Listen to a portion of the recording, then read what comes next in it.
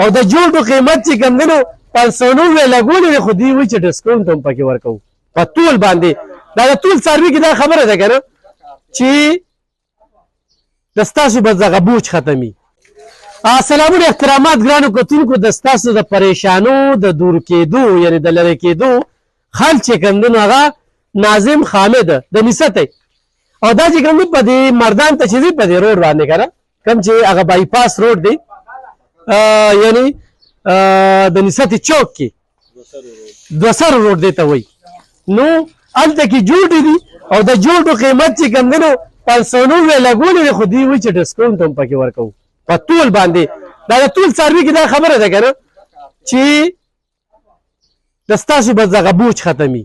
د څاروي د تا قسمه ذمواري اخلي، دغه ستاسو د وړاندې دي، دا یخې یخې اوبه پیچي او دا ده او دوه غاښې او درې غاښې دوه غاښې دا دوه غاښې چې کوم دی په دې ناظم صاحب پیږي. ناظم صاحب لږ شانتې راشه او ساده او مختصر خبرې په دې دغه کې کوو چې دا ریټ هم ولې لګولې دا په ټول باندې. او ریټ همدې دپاره ولګو په روز کال هم تاسو سره مونږ ویډیو کړې وه د ریټ په باره کې په ټول باندې، نو خلکو ته مساني وه او موږ ته مساني وه. بس یو کس راشي او یو څاروی دلته کې ټول کړي هغه ته پته ولګي چې دا دومره څاروی دی په دې ریټ باندې موږ ته پرېوځي.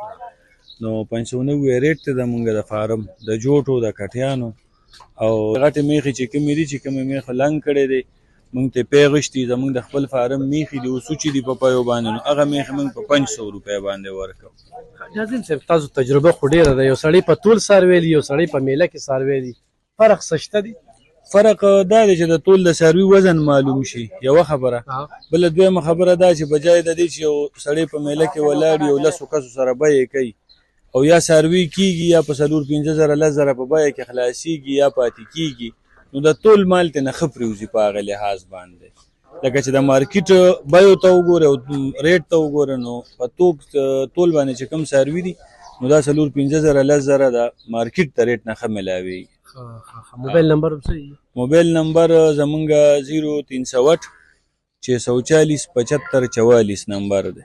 صحیح. ستاسو نمبر دی موبایل؟ 0318 95 88 424.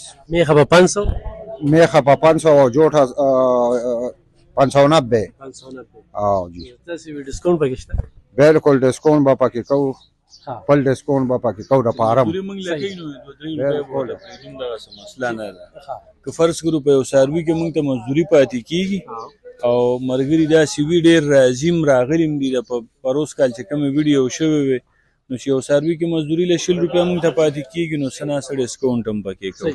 ګرانو کتونکو دا جوټې دي ټولې، دا ټول جو ورته چې ځینو د په څاروو باندې دا میخې دي ښه په 500 روپۍ چې لګولې ده نو دا میخې دي. دا تاسو ته زه ښیم دا وګورئ جي دا ټولې دا میخې دي ښه او به چې څومره زر رالی نو هغومره به زر چې کوم دی نو درنه میخه تر ګوتو کوئ او دا ستاسو د وړاندې دي او په دغه نمبر ورسره ایخ په نیغه رابطه کوئ دا په 500 روپۍ باندې تاله چې کوم دی نو کیلو درکوي او دا ستاسو د وړاندې دغه میخې دي. مننه.